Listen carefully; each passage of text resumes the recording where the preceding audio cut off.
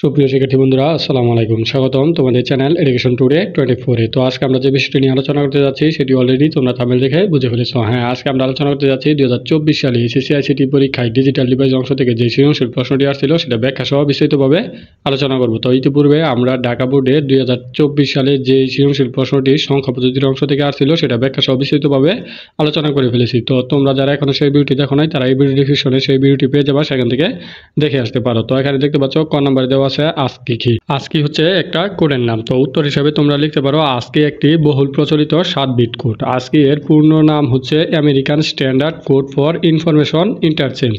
তো এই ছিল কয়ের উত্তর। তো আমরা চলে যাচ্ছি ক্ষয়ে। তো ক্ষয়ে যেটা বলছে বিয়োগের কাজ যোগের মাধ্যমে করা সম্ভব, ব্যাখ্যা করো। হ্যাঁ, 2 এর পরিপূরকের মাধ্যমে বিয়োগের কাজ যোগের মাধ্যমে করা সম্ভব। আমি অসংখ্যবার বলেছিলাম যে 2 এর পরিপূরক খুবই গুরুত্বপূর্ণ, এটা দেখে রাখবা। দেখো, তোমাদের সংখ্যা পদ্ধতির অংশে পরিপূরক থেকে কিন্তু কোনো প্রশ্ন আসে নাই, কিন্তু তোমাদের ডিজিটাল ডিভাইস অংশে কিন্তু পরিপূরক ঠিকই ঢুকিয়ে দিয়েছে, যেটা আমি পূর্বেই বলেছিলাম যে 2 এর পরিপূরক থেকে প্রশ্ন আসবে আসবে আসবে। দেখো, এসেই পড়েছে। তো যাই হোক, এখানে 2 এর পরিপূরকের মাধ্যমে বিয়োগের কাজকে যোগের মাধ্যমে করা সম্ভব হয়। তো তুমি উত্তর হিসাবে এটা লিখতে পারো 2 এর পরিপূরকের মাধ্যমে বিয়োগের কাজ যোগের মাধ্যমে করা সম্ভব। কম্পিউটার মাইনাস চিহ্নকে চিনতে পারে না, তাই একটি প্লাসের চিহ্নকে 2 এর পরিপূরকের মাধ্যমে মাইনাস চিহ্নে রূপান্তর করে যোগের মাধ্যমে বিয়োগের কাজ সম্পাদন করা হয়। জাস্ট এই লিখে দিলেই তোমার উত্তরটি সঠিক হয়ে যাবে। তো গ এর উত্তরটা তোমরা এভাবে লিখতে পারো। গ, উদ্দীপকের প্রাপ্ত লজিক ফাংশনটির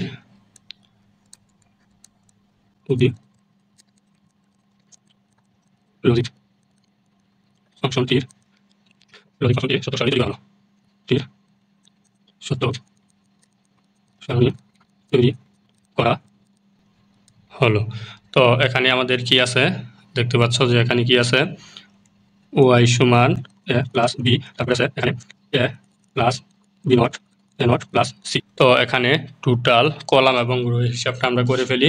এখানে আমাদের যেই বিষয়গুলো আছে, আমাদের এ বি সি, এ বি সি তিনটে উপাদান আছে। তিনটে উপাদানের জন্য আমাদের আমরা জানি 2 পাওয়ার n, আমাদের উপাদান আছে কয়টা, 3টা। তো এটা ক্যালকুলেশন করলে 2 দুগুণে 4, 4 দুগুণে 8, আমাদের রো হবে 8টা এবং হেডের জন্য আরও একটি, টোটাল 9টি রো হবে। তারপরে আমাদের কলাম হবে এ বি সি ডির জন্য 3টি, এ বি সি ডির জন্য 3টি। তারপর এখানে আছে এ নট বি নট, এর জন্য 2টি। তারপরে 1টা 2টা 3টা যোগ করতে হবে, অর্থাৎ A plus B not A not plus C, 3টার জন্য 3টা। তারপরে এখানে আবার এই 2টা, এই সবগুলো একসাথে গুণ করে দিতে হবে, এর জন্য 1টা, টোটাল 9টা। তো কলাম হবে 9টা, রো হবে 9টা। তো তার জন্য আমরা কলাম এবং রো এঁকে নিব।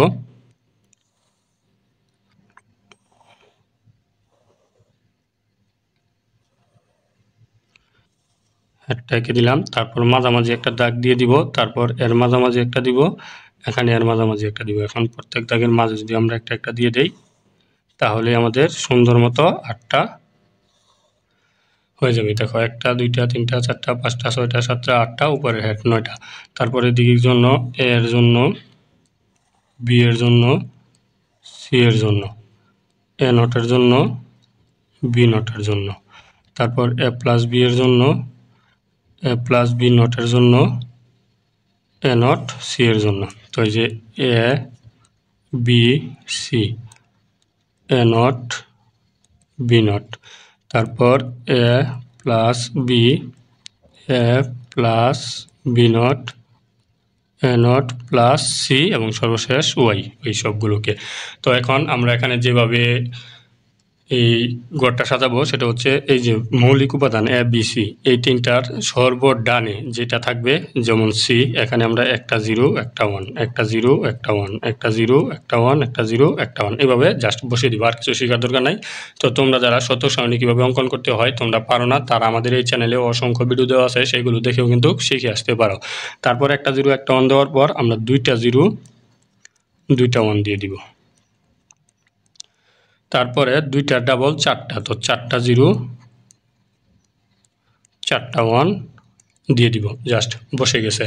তারপরে যে এ নট কি, এ নট মানে এর উল্টা, তো এ যা আছে তাকে উল্টিয়ে দিব। আমরা এই ধরনের অঙ্কে 0 আর 1 নিয়ে কাজ করি। 0-র উল্টা 1, 1-এর উল্টা 0। তো এখানে এর 4টা 0 আছে, এই যে দেখো 0 4টা আছে, 4টা 1 বানিয়ে দিব, 4টা 1 বানিয়ে দিব। তারপর 4টা 1 আছে, 4টা 0 বানিয়ে দিব।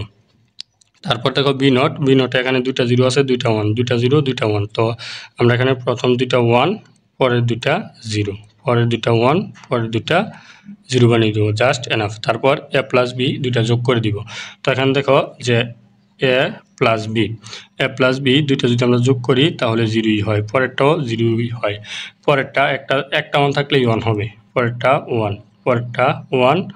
পরে দেখো এতে কিন্তু 4টাই 1 আছে, তাই সবগুলো এখানে 1 দিয়ে দিব।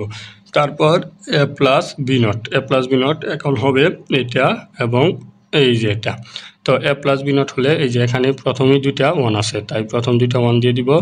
তারপরে 2টা 0 আছে, 2টা 0, এই যে এখানেও 0, এখানেও 0। তারপরে এতে কিন্তু 4টাই 1 আছে, তাই 4টা 1 দিয়ে দিব। তারপর এ নট প্লাস সি, এই যে এ নট এটা এবং এটা, এই 2টা। তো এখানে এ নটে কি আছে, 4টাই 1 আছে, তো 4টা 1 আমরা প্রথমে দিয়ে দিই। তারপর এই যে সিতে, এই যে এ নটেও 0, সিতেও 0, এখানে 0 বসিয়ে দিব। তারপরে যে সিতে এখানে 1 আছে, এখানে 1 বসিয়ে দিব। তারপরে যে সি এবং এ নট 2টাতেই 0 0, তারপরে যে এখানে সিতে 1 আছে বিধায় এখানে 1 বসিয়ে দিব। এখন এই 3টা জাস্ট গুণ করে দিলেই হয়ে গেল। এই যে 3টা গুণ আকারে আছে, তো গুণে একটা 0 থাকলেই 0 হয়। তো এই যে এখানে প্রথম 2টা 0, তো 0। তারপর এই যে এ প্লাস বি নটে প্রথম 2টা এখানে 2টা 0, তাই এখানে 2টা 0 হয়ে যাবে। তারপর দেখো যে এখানে এই যে এটাতে 0, তারপর দেখো এই যে 3টাই 1 আছে, তাই এখানে 1 হবে। দেখো এখানে একটা 0 আছে, তাই এখানে 0, এখানে 3টাই 1 আছে, এটা 1 হয়ে যাবে। তো এটাই হচ্ছে আমাদের গয়ের সঠিক উত্তর। তো এখানে যদি কোনো কিছু বুঝতে অসুবিধা হয় তাহলে অবশ্যই কমেন্টসে জানিয়ে দিবা, আমি সর্বোচ্চ চেষ্টা করব তোমাদের বুঝিয়ে দেওয়ার জন্য। তো আমরা এখন চলে যাচ্ছি বড় কথা কি বলছে, ওয়াইকে বুলিয়ান অ্যালজেব্রার সাহায্যে সরলীকরণ করার ফলে বর্তনী সহজ হয়েছে। হ্যাঁ, কারণ কি দেখো আগে এই যে এখানে আমাদের এখানে টোটাল কয়টা সার্কিট আছে, এই যে এ প্লাস বি একটা circuit, A plus B not আরেকটা circuit, A not plus C একটা সার্কিট, অর্থাৎ 3টা আমাদের অর গেট আছে এখানে। তারপরে এখানে এই যে এই 2টা কিন্তু গুণ করা আছে, এই 3টা কিন্তু গুণ করা আছে, গুণ করা থাকার কারণে আমাদের এন গেট দরকার হয়েছে আরও 2টা। তারপরে যে এ নট এবং বি নট, এখানে 2টা নট আছে, এই 2টা নটের জন্য আমাদের এখানে আরও 2টা নট যুক্ত হয়েছে। টোটাল আমাদের 7টা সার্কিট এখানে প্রয়োজন হয়েছে, 7টা মৌলিক সার্কিটের প্রয়োজন হয়েছে। কিন্তু এটা যদি আমরা সরল করি তাহলে এতটুকু লাগবে না। তো আমরা যদি সরল করি তাহলে এখানে তোমরা লিখতে পারো যে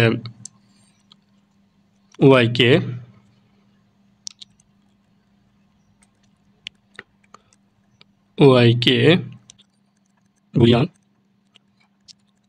অ্যালজেব্রার সাহায্যে সরলীকরণ করার ফলে বর্তনী সহজ হয়েছে। যেমন দেখো এখানে কি আছে, ওয়াই সমান A plus B not, A not plus C. এখন এটাকে আমরা যদি সরল করি দেখো কতটা সহজ হয়ে যাবে। এখানে কয়টা 7টা সার্কিট লাগছিল, তো এটা সরল করলে সার্কিটের সংখ্যা একটিতে চলে আসবে। দেখো এখানে এই 2টা যদি আমরা গুণ করে দেই তাহলে এ ইন্টু এ, এই যে এটার সাথে এটা এ ইন্টু এ, তারপর প্লাস এ বি নট, তারপর প্লাস এই যে বি এ নট, এই 2টা গুণ করে দিব। তো এ বি প্লাস